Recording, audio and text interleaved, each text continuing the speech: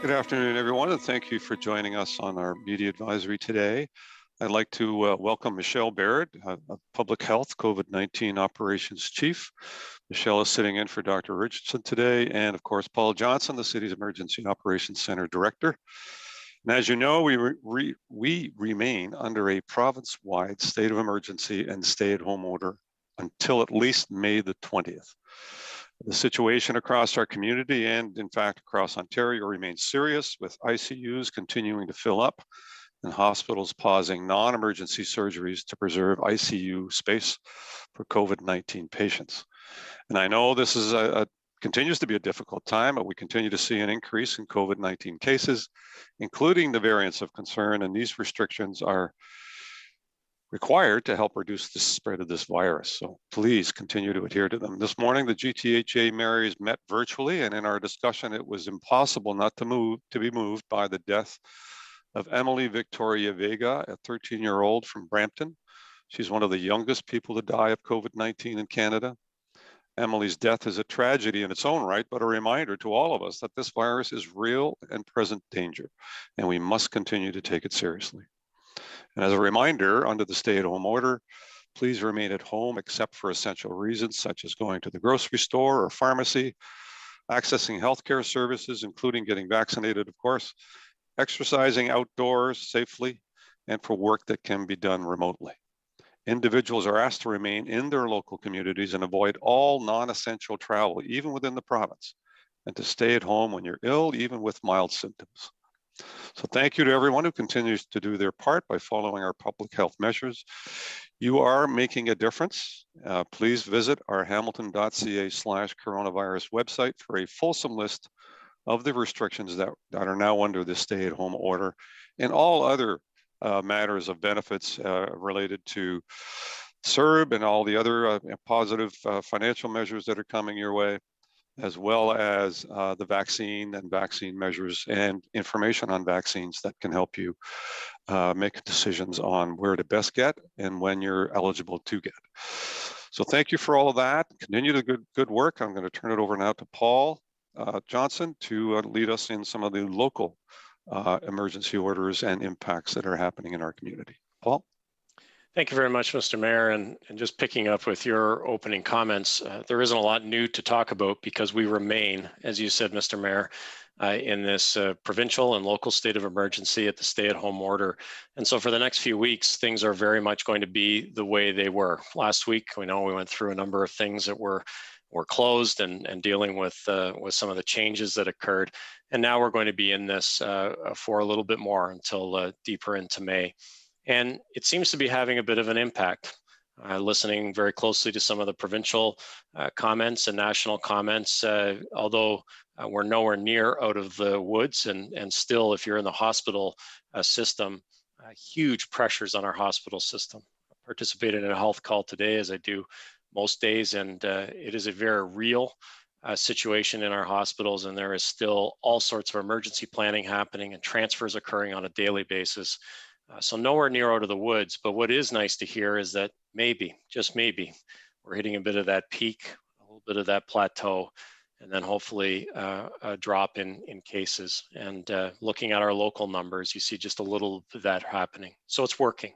And I want to thank Hamiltonians, as I did just a little bit of traveling to my essential destinations this weekend. As I drove by some parks, much better mask wearing. We still need to ensure that we're wearing masks outdoors when we can't keep that 2-meter physical distancing at any time, and certainly on the playgrounds. That happens often with the nice weather.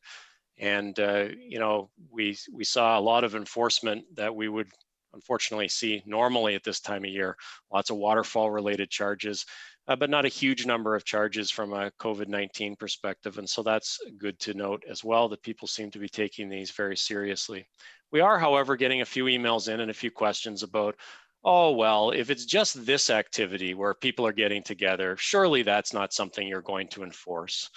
And just let me make it very clear that we will enforce to the regulations under the stay-at-home order. We don't, and we really can't look at things and say, well, that kind of activity, I guess we'll let it go. other types of activity we'll enforce. When it comes to gathering with people outside of your household, whether it's indoors or outdoors, there will be very little latitude, if any, by our bylaw officers.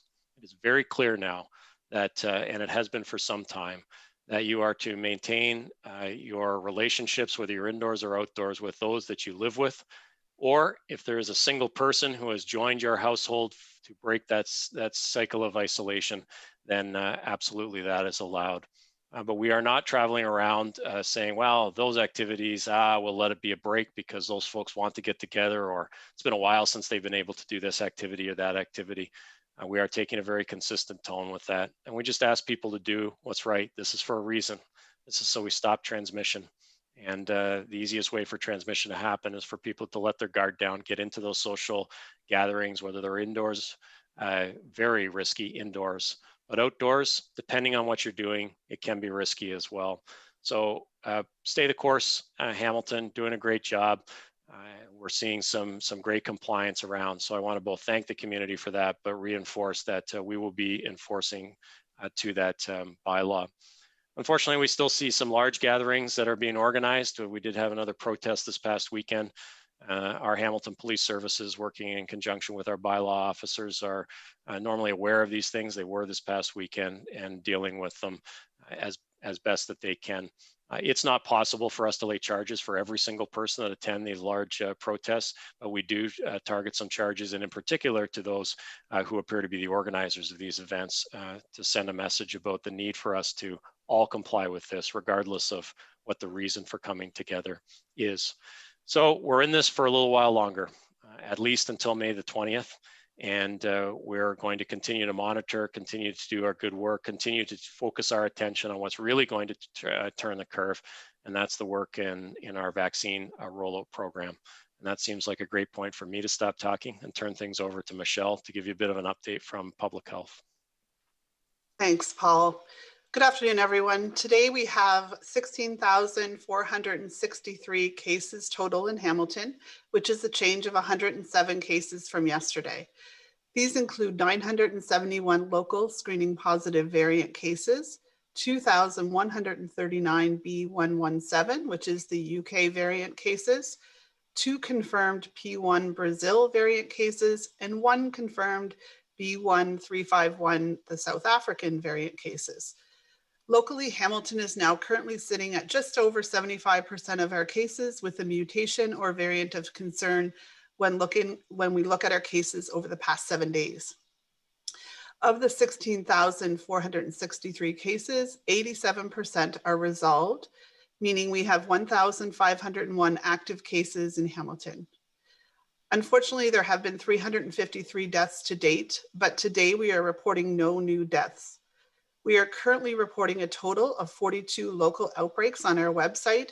2 of those are new outbreaks today, one at Copley Limited and another at Cable 14.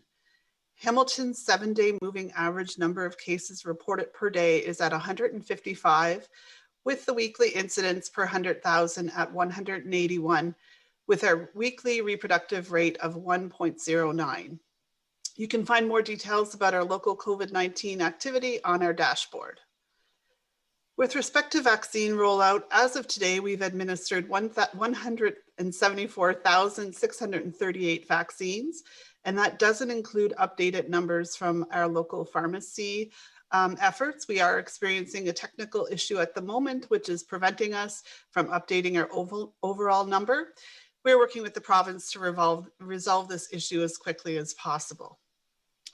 However, we are somewhere in the range of 30% of individuals in Hamilton have received a vaccine. On Friday, many of you would have seen that to increase vaccine accessibility to those who are disproportionately impacted by COVID-19, Hamilton Public Health Service is prioritizing Black and other racialized populations and people of color, beginning with serving those that are age 18 plus and live in those priority postal codes, L9C, L8W, L8L, L8N, and L9K for COVID vaccine. While the vaccine supply is limited, it remains crucial that the limited supply is targeted to those most at risk to make the biggest possible impact overall. From social and demographic data collected by Hamilton Public Health Services, nearly half people in Hamilton make up less than a quarter of our total population at 19%. Hamilton Health Partners are working closely with Black and other racialized community leaders to determine how to best provide vaccine to community members across Hamilton. In partnership, we'll provide ongoing clinics in community identified locations. We'll continue collaboration with our community groups and leaders and community health centers to support access to clinics. And we're launching a community ambassador program to build trust and confidence in the COVID-19 vaccination.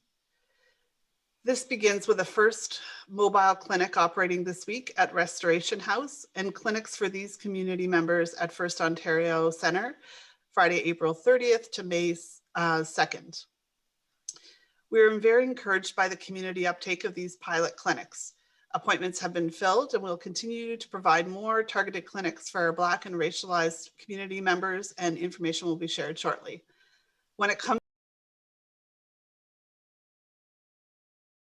to and our vaccine rollout more generally, I want to underscore how vital community partners have been to our efforts to deliver the vaccine to the community and in identifying clinic locations that are accessible and appropriate to the Black community and those racialized communities and people of color. Their efforts to help communicate the opportunities to become vaccinated have been critical as well, and we sincerely appreciate the support. As we work to provide vaccine to all community members, there continues to be attention needed when working with partners to ensure we are removing barriers wherever possible to reach those disproportionately impacted by COVID-19.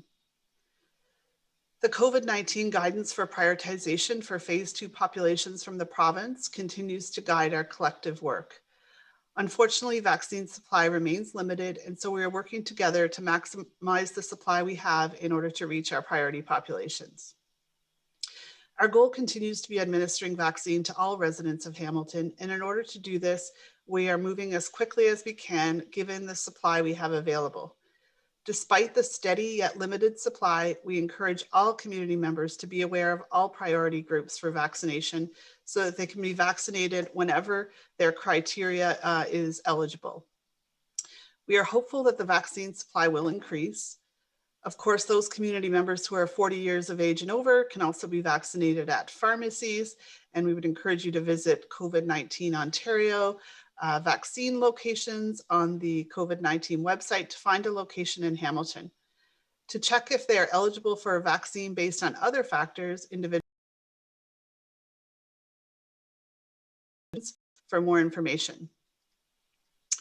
It is important to note that the appointment booking and the booking system used at local pharmacies is not run by the province or Hamilton Public Health Services.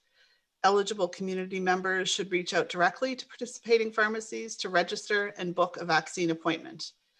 The list of local pharmacies that are administering AstraZeneca can be found on the province's website, again, covid-19.ontario.ca/vaccine locations.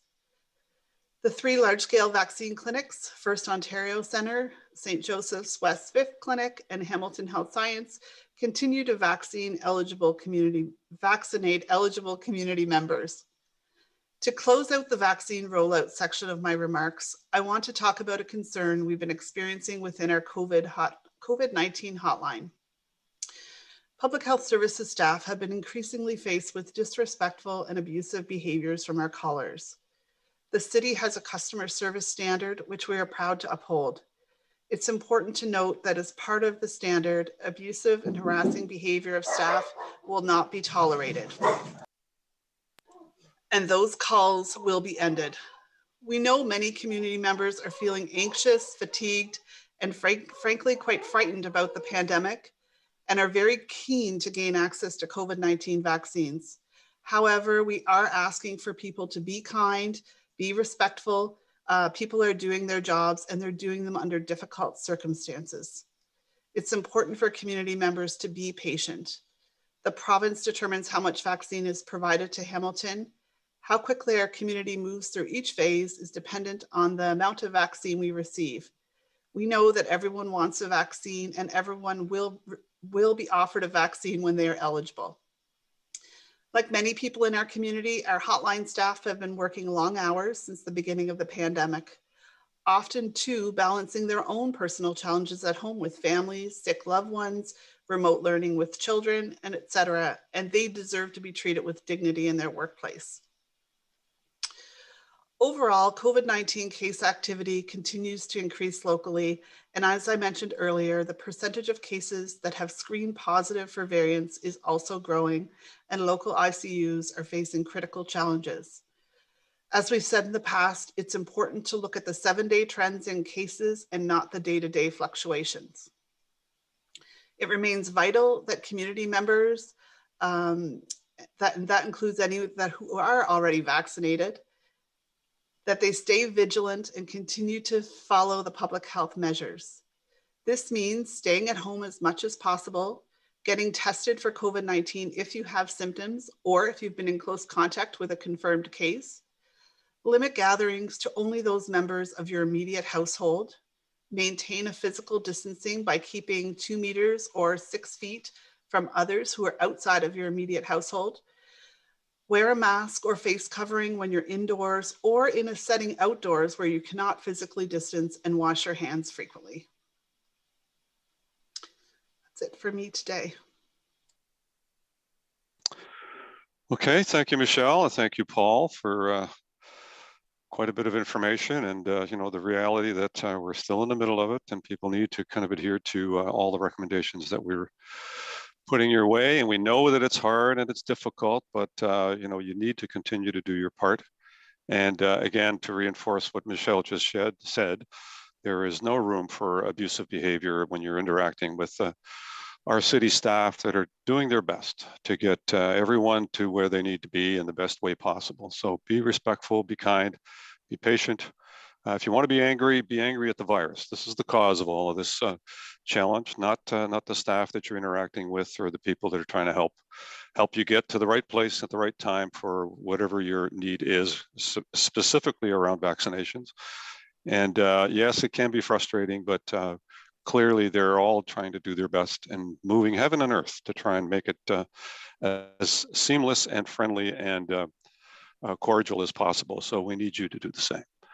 The vaccine is the best way that you can get a measure of protection in our community, ultimately over the long run. The only way that we're going to get to some sense of normalcy is to get a 75 or 80% vaccination rate in our community. So the most vital thing that you can do on behalf of your community, your family, your friends, your neighbors is to get vaccinated when you're eligible. So keep an eye on the eligibility requirements on the websites, and you'll be totally informed as to when you're eligible. And when you are, please do get the vaccine. And do remember that, you are the front line of defense, not the last line of defense. You are the first line of defense. So the actions that you take in our community, the adherence that you put into some of the restrictive measures that I know are difficult but necessary, that matters a lot in terms of who gets infected and who doesn't. And so please do your best to follow all of those recommendations. And I know the vast majority of people in our community are doing just that. So we thank you for that, and we encourage you to keep it up. And we encourage you to get vaccinated when you're eligible. On that note, I'm going to turn it over to Jasmine for any media questions. So Jasmine, over to you. Great. Thank you very much, Mr. Mayor. We have 4 media joining us today. We'll start with 1 question and 1 follow-up for everybody. First question will be to Maria from the Hamilton Spectator. Maria, you can go ahead. Hi there. Thank you so much. My questions are for Michelle. So I was noticing a number of outbreaks in supportive housing facilities, and I was wondering if you can give us an update on how these outbreaks are occurring. As I know that previously public health staff at Kelly's Residence, for example, were working in multiple facilities at once. So I was wondering if you could shed some light on the sources of the other supportive housing outbreaks. Thanks, Maria. With respect to congregate settings and supportive housing living situations and overall transmission, as you know, as noted, over 75% of the cases we have right now are a variant of concern. And so the transmissibility is key in that COVID spreads very easily person to person. I think that what we continue to see happening is people are very well intentioned and doing their very best to adhere to public health measures. And yet we are still seeing this transmission sometimes occurring in workplaces and locations such as housing situations where people are gathering, or not necessarily gathering, but they are in proximity to another person, and despite best efforts, there's still transmission occurring. Okay, thank you very much. And I wanted to follow up on whether there's an update on vaccinations for these facilities. Are they currently being worked through as part of congregate care settings? And if so, can you tell me how many supportive housing facilities have received vaccinations out of how many in total in the city, as well as whether you have a timeline for when that should wrap up? Yes, so right now we are in phase 2 with respect to the vaccine rollout and the provincial framework. Congregate living settings do sit squarely within that phase 2. And we are in a place right now that we are rolling out vaccine within congregate settings and will continue to do so. The supportive housing is a bit tricky in that we really do need to stick with those congregate living settings, and those settings being places where people have shared dining experience, that kind of thing. So in some cases, the supportive housing situation might meet that definition, while in others not. We would, though, encourage people who live in those settings as they become eligible for vaccine, whether it's through FSAs or age-based vaccine, to become vaccinated. But right now, our work continues to be focused on congregate living settings. Great, thank you, Michelle. Next question will be to Lisa Hefner from CHCH. Lisa, you can go ahead. Hi, thanks very much. I think my question's also for Michelle. Looking at the growing number of workplace outbreaks in Hamilton, is there any talk or any indication that Hamilton might do similar to Toronto and Peel, implement shutting down any workplaces that have 5 or more cases? Thanks for that question, Lisa. So in Hamilton, we're continuing to review the need to move forward with respect to how we address workplaces, considering what has happened in Peel and Toronto. Our medical officer of health, of course, is looking at that. We continue to support the province's stay-at-home order to break the chain of transmission where possible. And we are very concerned about the growing number of variant-related cases, particularly in those workplace settings. So we are working closely with workplaces as they have a case identified, just to understand where the transmission is happening in the workplace and how measures can be put in place to prevent ongoing transmission and growing numbers of cases. We aren't in a place yet locally in Hamilton where we have a clearly defined point at which workplaces would be closed, but certainly employers to date have been very cooperative and looking at ways to protect their staff and finding ways to put control measures in within those workplaces to date.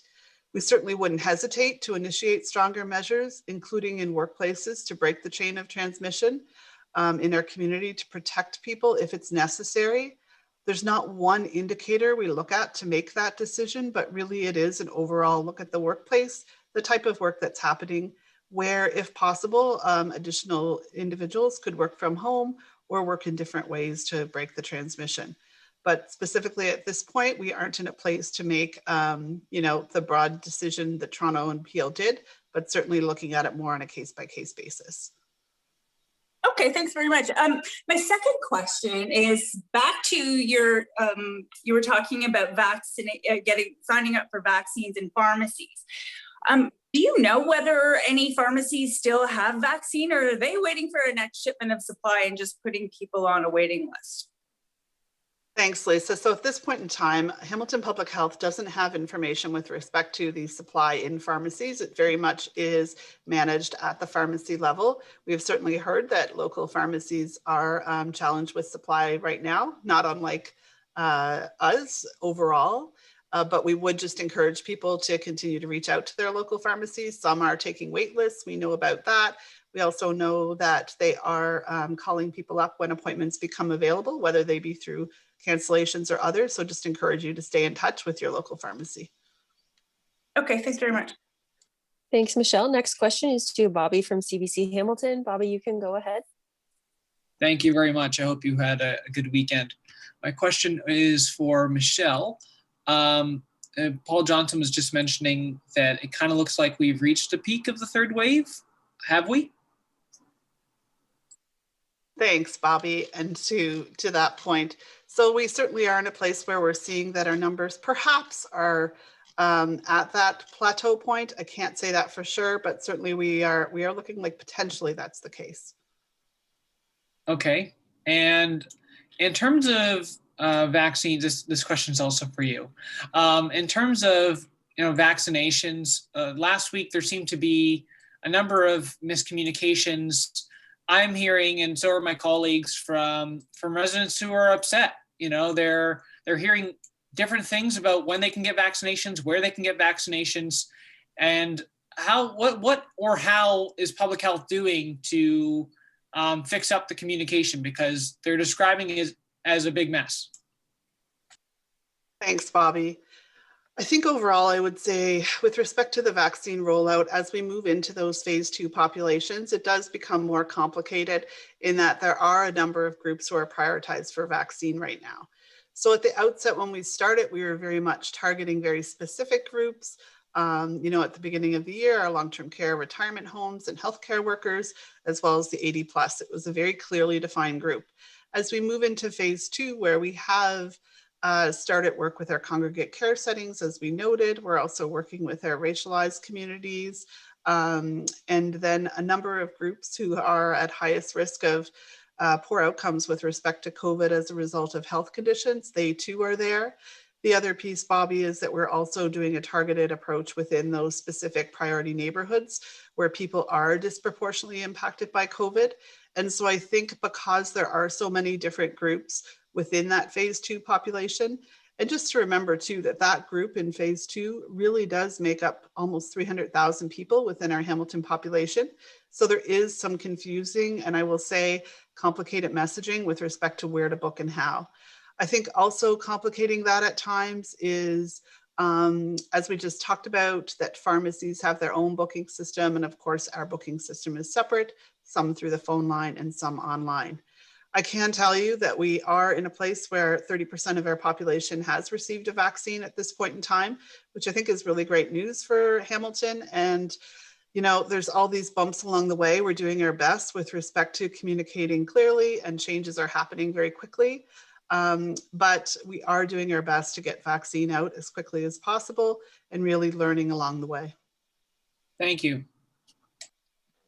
Thanks, Michelle. Next question is to Joanna from the Hamilton Spectator. Joanna, you can go ahead. Hi, thanks so much. I really appreciate the question and hope everyone had a nice weekend.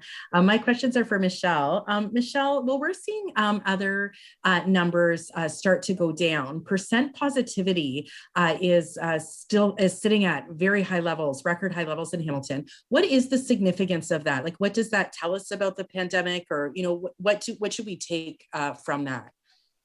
So at this point in time, Joanna, with respect to percent positivity, you're right, it does continue to sit at high levels. It could be as a result of a couple of things. First of all, we do know that we still, of course, have high incidence of COVID-19 within our community.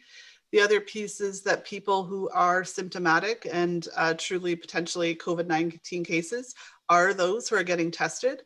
So perhaps we're not testing as many people that are asymptomatic. The other piece is perhaps there are not other viruses circulating. So when people have mild symptoms, they are a COVID-19 case. So we do continue to encourage people that if you are symptomatic, absolutely go and get tested.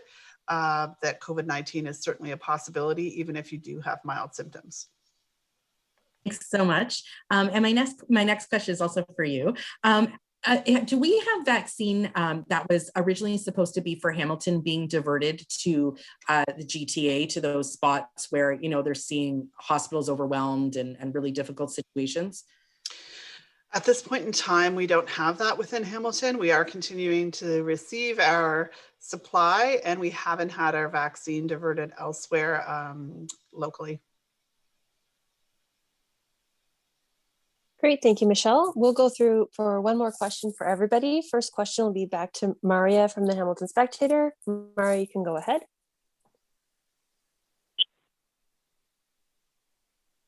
Sorry, hi, thank you so much for the extra question.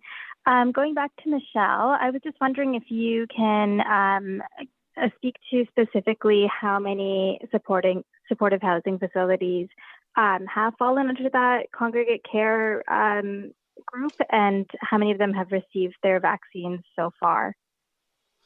Hi, Maria. Thanks for that. I don't have the exact number for you with respect to how many supportive housing facilities fall under that group, nor do I have the full number of congregate settings. They're still really being identified.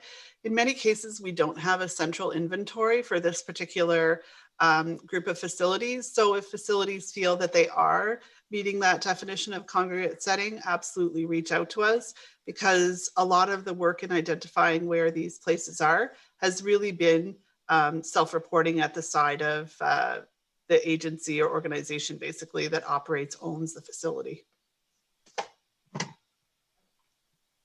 Great, thank you, Michelle. Our next question will be back to Lisa Hefner from CHCH. Lisa, you can go ahead. Oh, actually, it looks like we lost Lisa. We'll go next back to Bobby from CBC Hamilton. Bobby, you can go ahead. Thank you again. Yes, this question is for Mr. Johnson. I'm looking here at the COVID infractions page, and I'm seeing Kryptonian Inc. on, I guess, the 14th of April. Sorry, I'm a popular guy. My phone's going off. They were operating a business when they weren't supposed to be, and I'm seeing that on the 24th, 2 days ago, the same thing happened again. And while the list is not nearly as long as it used to be, how do you feel seeing businesses continue to break these rules? And is there a limit to which you say enough is enough and you've got to stop? You've got to close?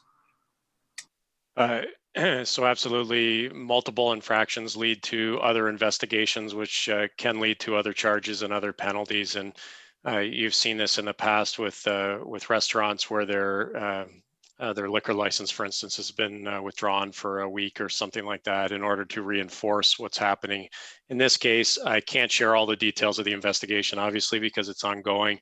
But not only multiple infractions, but a very public statement by this business that they are not going to close, that they feel they're just going to stay open. So rest assured that we are investigating this through bylaw. And if they feel additional actions are required in order to build compliance with the rules, then they will do so. To not undertake those investigations, to not take this very seriously, would send a message that just ignore it and put it down as a cost of doing business. That's not the case. Almost all of our businesses are painfully, and I say that word now because that's the kind of times we're in, they are painfully complying because this has such a huge impact on business. And so we will not let businesses simply say, we're going to stay open and keep coming by and giving us the garden variety charge. We will look at that very seriously, and you can rest assured our bylaw officers will complete their investigation as they see fit and lay potentially additional charges if they think that they're warranted. Thank you. Thanks, Paul. Next question to Joanna from the Hamilton Spectator. Joanna, you can go ahead. Hi, thanks so much for the extra question. My question is for Paul. Paul, the head of Ontario's COVID-19 science table has said that he believes that it actually is safe to have the escarpment stairs open as long as people mask and don't congregate. They're just with their own household. Is there any thought to relooking at the escarpment stairs, or is there any chance of changes there? So there's always the potential for change, and these decisions are done in conjunction with our Emergency Operations Center and with Dr. Richardson. And you said a very important piece in there, and that is they are safe if people are wearing masks. Our observations by the folks that maintain these stairs and by bylaw in general was that mask wearing was not at a level that we would find acceptable. And therefore, when you combine that with the sometimes crowded nature of these from a recreational perspective, thousands of people will use these at the height. The fact we are getting into warmer weather, which will draw more people out who may avoid them when it's a little bit colder. The decision was that we couldn't be we couldn't be assured that mask wearing was going to be at the level that we thought was important. Will we continue to look at the situation? Absolutely, but you know, there are all sorts of ways that people can get recreation, to get exercise. This is just one element of it, and Dr. Richardson and the EOC will continue to look at it and see what changes need to take place. But the other side of it is, I know this has been a flashpoint in this community, but you know, I have to say that you know, some other things that are closed have far fewer people using them, and they remain closed. And so I think we need to look at outdoor amenities as a whole, where people get their exercise as a whole, and make some decisions, and that would involve the province being there as well, not just fixating on one local amenity. But do we continue to look at it? Absolutely. Great, thanks, Paul. Mr. Mayor, that's the end of our media questions for today, so I will pass things back to you. Okay, thank you, Jasmine, and thank you to the media for your questions, and to Bill Custers and the entire team at Cable 14 and Clear Cable for helping us put these media advisories together so successfully. And at some point, we hope to not have to do these anymore, but I'm not sure that we're there yet by any stretch. But it's been quite a long haul, actually, a year and a half of you know, weekly updates on matters related to COVID. Certainly, it's something we would all like to put behind us. So in the meantime, we continue to provide as much information as we have available for individuals in our community to make informed decisions about what the best course of action is, and make recommendations on what they should do to avoid the spread of this virus. So please continue to adhere to those recommendations, and we'll continue to share our recommendations on a weekly basis and in between if necessary. So do your part, stay at home while you're under the stay-at-home order as much as possible. Connect with the loved ones virtually or on video chat or over the phone, and check with your neighbors. Make sure, especially the elderly neighbors who may not have family members close by, to make sure they're doing okay and have everything they need. And while you're still in the mood for shopping, try and shop local as much as possible. Curbside pickup is available just about everywhere. So visit the BIA webpage or hometowhub.ca to connect with and support our amazing business community that, as you may know, is struggling and certainly wanting to continue to work with you to make sure you get the products you want and desire and need to continue to function properly in our community. Always, for more information on COVID-19 and financial supports and any updates, visit the website at hamilton.ca/coronavirus. A lot of information there on everything you need to know about COVID-19, up to date as much as possible. So please use reliable information when you're looking to get information on vaccines. So go to the Hamilton website, go to the Province of Ontario website. You know, getting information on social media is probably not the best source for you to get accurate information on all of those matters. And we will continue to follow recommend all public health measures, and they do work. So do make sure that you put them into effect as much as possible so that we can all collectively stop the spread of this virus and get that vaccinations happening to allow us to get back to some sense of normalcy, hopefully in the very near future. In the meantime, we're going to see you next time on Monday, May the 3rd at 3 p.m. for our next media advisory. In the meantime, stay kind, stay safe, be patient, and look after one another. Thank you.